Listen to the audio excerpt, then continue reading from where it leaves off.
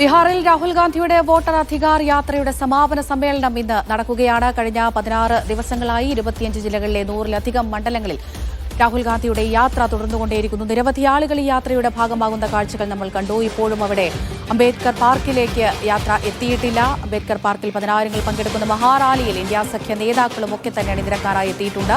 ഗാന്ധിയിൽ നിന്ന് അംബേദ്കറിലേക്ക് എന്ന പേരിൽ ഒരു മാർച്ചും നടത്താനിരിക്കുന്നു. വോട്ട് മോഷണത്തിനെതിരെ ശക്തമായ മുന്നറിയിപ്പ് നൽകിയാണ് രാഹുൽ ഗാന്ധിയും തേജസ്വി യാദവും നയിച്ച ഈ യാത്ര ഇന്നിപ്പോൾ അവസാനിക്കാനിരിക്കുന്നത്.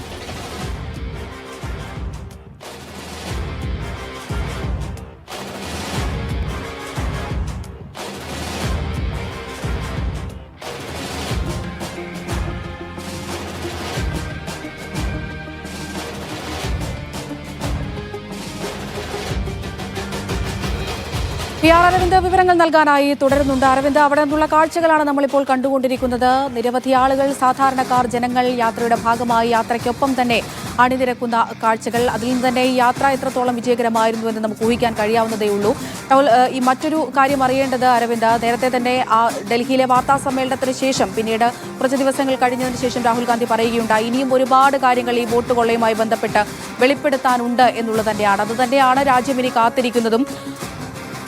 ഈ മറ്റ് സംസ്ഥാനങ്ങളിലെ കാര്യങ്ങൾ കൂടി അദ്ദേഹം പറയുകയുണ്ടായിരുന്നല്ലോ. അത് കർണാടക, മഹാരാഷ്ട്ര പോലെയുള്ള ഇടങ്ങളിൽ എന്തൊക്കെ കാര്യങ്ങൾ നടന്നിട്ടുണ്ട് എന്ന തെളിവ് സഹിതം അദ്ദേഹം വെളിപ്പെടുത്തുകയുണ്ടായി. അപ്പോൾ ഈ യാത്രയോടുകൂടി അവസാനിച്ചിട്ടില്ല. പ്രതിപക്ഷത്തിന്റെ പ്രതിഷേധം ഇനിയും തുടരും, അല്ലേ?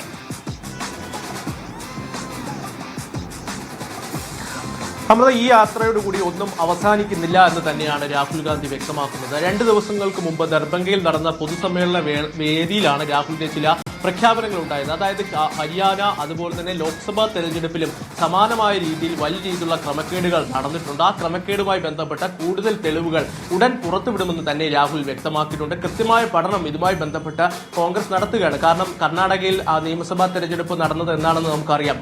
അത് കഴിഞ്ഞ് മാസങ്ങളോളം നീണ്ട പഠനത്തിനും അതുപോലെ തന്നെ അതിന്റെ പരിശോധനയെല്ലാം നടത്തിയതിനു ശേഷമാണ് കൃത്യമായ തെളിവുകളുമായി രാഹുൽ ഗാന്ധി രംഗത്ത് വന്നത്. അത് കേവലം കർണാടകയിലെ ഒരു മണ്ഡലത്തിന്റെ ബന്ധപ്പെട്ട വിവരങ്ങൾ മാത്രമാണ്. പിന്നീട് നിരവധി വിവരങ്ങൾ പല കോണിൽ നിന്നും പല വിവരങ്ങൾ ഈ തെരഞ്ഞെടുപ്പ് ക്രമക്കേടുമായി ബന്ധപ്പെട്ട് ഉയർന്നു വന്നിരുന്നു. അതുപോലെ തന്നെ വിവിധ സംസ്ഥാനങ്ങളിൽ ഇത്തരത്തിലുള്ള പലതരത്തിലുള്ള പരിശോധനകളും നടത്തുകയാണ്. പക്ഷേ തെരഞ്ഞെടുപ്പ് കമ്മീഷൻ ഒരു തരത്തിലും പ്രതിപക്ഷ പാർട്ടികളോട് സഹകരിക്കുന്നില്ല. അത് പ്രധാനമായും രാഹുൽ ഗാന്ധി ഇത്തരത്തിലൊരു വാർത്താ സമ്മേളനം നടത്തിയപ്പോൾ രാഹുലിനോട് സത്യവാങ്മൂലം സമർപ്പിക്കുവാൻ തെരഞ്ഞെടുപ്പ് കമ്മീഷൻ ആവശ്യപ്പെടുന്നു. പക്ഷേ അതിന് 6 ദിവസങ്ങൾക്കിപ്പുറം BJP നേതാവായ അനുരാഗ് സിംഗ് താക്കൂർ ഇത്തരം ഡേറ്റകൾ വെച്ച് വാർത്താ സമ്മേളനം നടത്തിയപ്പോൾ അനുരാഗ് സിംഗ് താക്കൂറിനോട് ഒരു സത്യവാങ്മൂലം തെരഞ്ഞെടുപ്പ് കമ്മീഷൻ ആവശ്യപ്പെടുന്നില്ല. അപ്പോൾ കൃത്യമായ ഒരു പക്ഷപാതപരമായിട്ടുള്ള നിലപാട് തെരഞ്ഞെടുപ്പ് കമ്മീഷൻ സ്വീകരിക്കുന്നു. BJPയുടെ ഒരു വക്താവായി തെരഞ്ഞെടുപ്പ് കമ്മീഷൻ പെരുമാറുന്നു എന്ന് തന്നെയാണ് രാഹുൽ ഗാന്ധിയും അതുപോലെ തന്നെ ഇന്ത്യ സഖ്യവും വ്യക്തമാക്കുന്നത്. അത്തരം നടപടികൾ ജനാധിപത്യ രാജ്യത്തിൽ ഒരു ജനാധിപത്യം രീതിയിൽ പോകുന്ന ഒരു രാജ്യത്തിന് അത് ആപത്താണ്. അതൊരു തരത്തിലും അംഗീകരിക്കില്ല എന്ന് തന്നെയാണ് രാഹുൽ വ്യക്തമാക്കുന്നത്.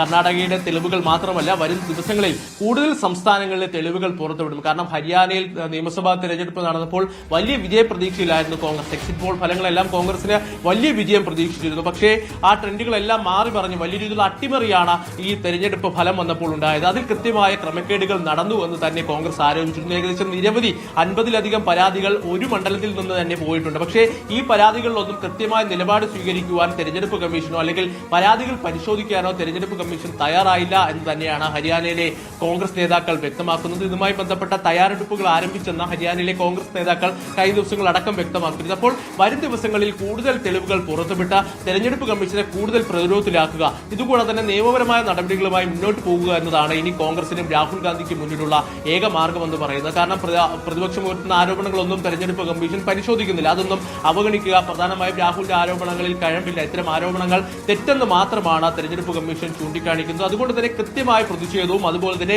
ജനങ്ങളെ ബോധ്യപ്പെടുത്തുക എന്നത് മാത്രമാണ് രാഹുൽ ഗാന്ധിക്കും ഇന്ത്യ സഖ്യത്തിനും മുന്നിലുള്ള ഏക വഴി എന്ന് പറയുന്നത്. അതിന്റെ ഒരു തുടക്കം മാത്രമാണ് ഈ വോട്ടർ അധികാർ യാത്രയിലൂടെ രാഹുൽ ഗാന്ധി ലക്ഷ്യം വെച്ചിരിക്കുന്നത്. വലിയൊരു വിജയമായി മാറിയെന്ന വിലയിരുത്തലിൽ തന്നെയാണ് ഇന്ത്യ സഖ്യവും കോൺഗ്രസ് നേതൃത്വവും മുന്നോട്ട് പോകുന്നത്. ഭാരത് ജോഡോയ്ക്ക് എങ്ങനെയാണ് ഒരു വിജയം ലഭിച്ചത്, അതേ രീതിയിൽ തന്നെയാണ് രാഹുൽ ഗാന്ധിയുടെ വോട്ടർ അധികാർ യാത്രയ്ക്കും ഒരു വിജയം ലഭിച്ചത് തന്നെ കോൺഗ്രസ് വിലയിരുത്തുന്നു. വരും ദിവസങ്ങളിൽ കൂടുതൽ സംസ്ഥാനങ്ങളിലേക്ക് സമാനമായ രീതിയിലുള്ള യാത്രകളുമായി രാഹുൽ ഗാന്ധി എത്തും. അതുപോലെ തന്നെ മറ്റ് നേതാക്കൾ, ഇന്ത്യ സഖ്യത്തിലെ മറ്റ് പ്രധാനപ്പെട്ട നേതാക്കൾ ഉൾപ്പെടെ അവരവരിലുള്ള സംസ്ഥാനങ്ങളിൽ കൃത്യമായ രീതിയിലുള്ള ഇത്തരം ആരോപണങ്ങൾ അത് ജനങ്ങൾക്കിടയിലേക്ക് എത്തിക്കാനുള്ള നടപടികൾ സ്വീകരിക്കുമെന്ന് തന്നെ രാഹുൽ സൂചിപ്പിച്ചിട്ടുണ്ട്. എന്തായാലും തെളിവുകളടക്കം നിരത്തി മുന്നോട്ട് പോകുവാൻ തന്നെയാണ് രാഹുൽ ഗാന്ധി തീരുമാനിച്ചിരിക്കുന്നത്. ഇന്ത്യ സഖ്യം ഒന്നടങ്കം രാഹുലിനൊപ്പം അണിനിരക്കുന്നു. വലിയ ജനപിന്തുണയാണ് ഇന്നും പട്നയിൽ സമാപന ദിവസവും രാഹുലിന് ലഭിച്ചുകൊണ്ടിരിക്കുന്നത്. തൗഫീഖ് പറഞ്ഞതുപോലെ തന്നെ മെല്ലെയാണ് രാഹുലിന്റെ വാഹനം ഇപ്പോൾ അംബേദ്കർ സ്റ്റാച്യൂലേക്ക് നീങ്ങിക്കൊണ്ടിരിക്കുന്നത്. അത് തന്നെയാണ് വ്യക്തമാക്കുന്നത് എത്രത്തോളം രാഹുൽ ഉന്നയിച്ച ആരോപണങ്ങൾ അത് ജനങ്ങൾ ഏറ്റെടുത്തിരിക്കുന്നു, അത് ജനങ്ങൾ ഏറ്റുപറയുകയാണ്. പക്ഷേ ഇപ്പോഴും ഈ ആരോപണങ്ങളിൽ തെരഞ്ഞെടുപ്പ് കമ്മീഷൻ മൗനം പാലിക്കുന്നു എന്നതാണ് ഏറെ ദൗർഭാഗ്യകരമായ കാര്യം. അമർത്ത.